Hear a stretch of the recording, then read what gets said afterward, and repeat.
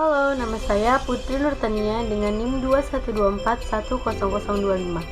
Di sini saya akan memenuhi tugas dari mata kuliah psikologi, di mana materi yang akan saya bawa adalah tentang perilaku abnormal. Di balik perilaku yang normal, pasti ada perilaku yang tidak normal atau perilaku yang abnormal, di mana adapun perbedaan manusia dikatakan normal dan abnormal adalah sebagai berikut.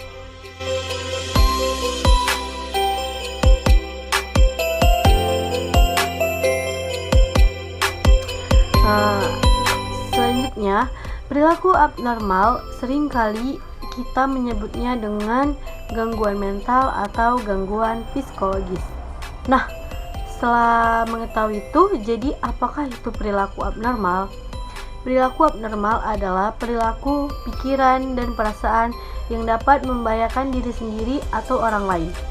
Perilaku abnormal tidak hanya terbatas pada perilaku yang aneh, tapi bisa saja sangat membahayakan bagi diri kita atau bagi diri orang lain. Untuk lebih paham tentang perilaku abnormal, kita harus mengetahui kriteria dari perilaku abnormal. Nah, apa saja sih kriterianya itu? Yang pertama ada statistical infrequency.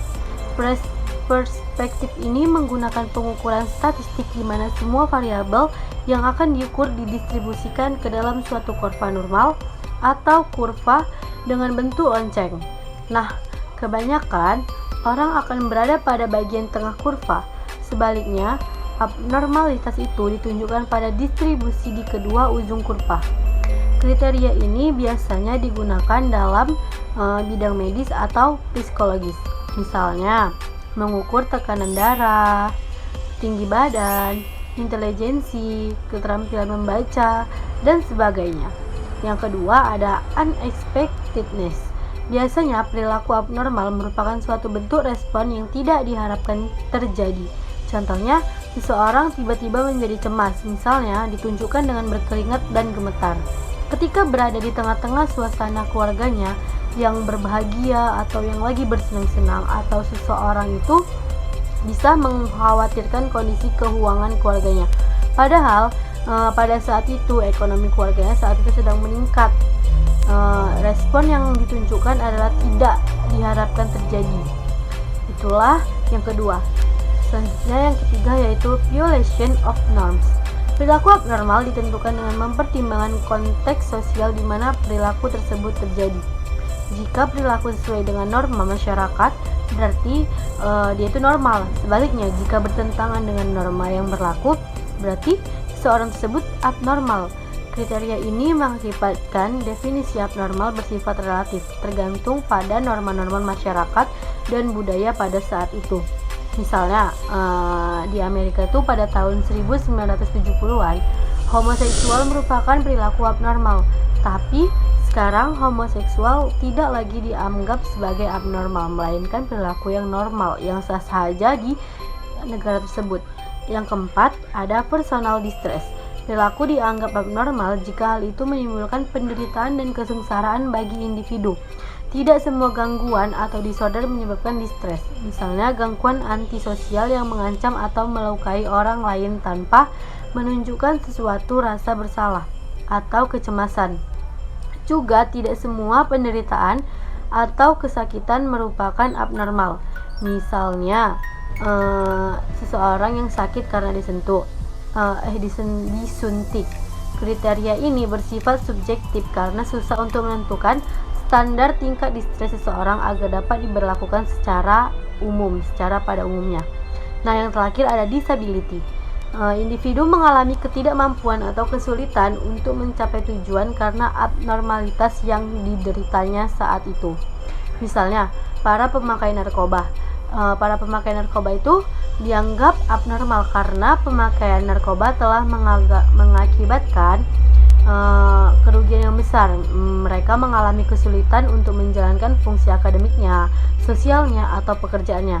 Tidak begitu jelas juga apakah seseorang yang abnormalitas itu juga mengalami disability. Misalnya, seseorang yang mempunyai gangguan seksual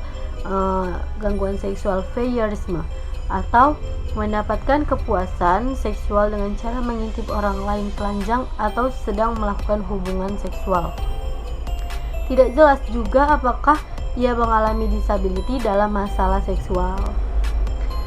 Lalu dari semua kriteria yang sudah dijelaskan menunjukkan bahwa perilaku abnormal itu sulit untuk didefinisikan.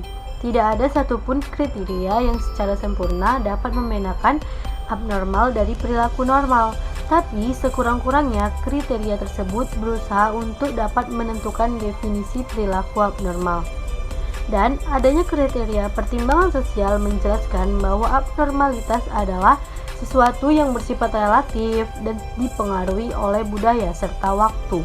Jadi itu semua perilaku abnormal itu ditentukan oleh budaya dan waktu dari negara tersebut. Adapun beberapa penyakit abnormal adalah sebagai berikut.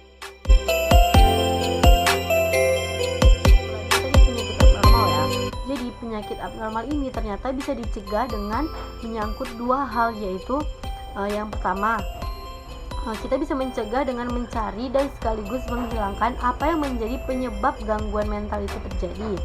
Yang kedua, membangun kondisi-kondisi yang dapat mendorong kesehatan mental itu datang. Jadi, jika sudah terjadi, maka penyembuhan yang harus dilakukan adalah dengan yang pertama, yaitu kemoterapi dengan menggunakan obat-obatan. Lalu yang kedua ada psikosurgery. Yang ketiga elektrokonvulsif, yaitu pengobatan dengan menggunakan aliran listrik. Selain yang ada dijelaskan sebelumnya, ada beberapa perilaku abnormal yang sedang marak-maraknya di dunia, apalagi di Indonesia, yaitu yang pertama ada gay, ada lesbian, ada pedofilia, ada nekrofilia, ada zoofilia, ada coprofilia, dan ada bestiality. Nah, sekian penjelasan saya dari perilaku abnormal. Semoga dapat dipahami dan dapat mengetahui secara jelas.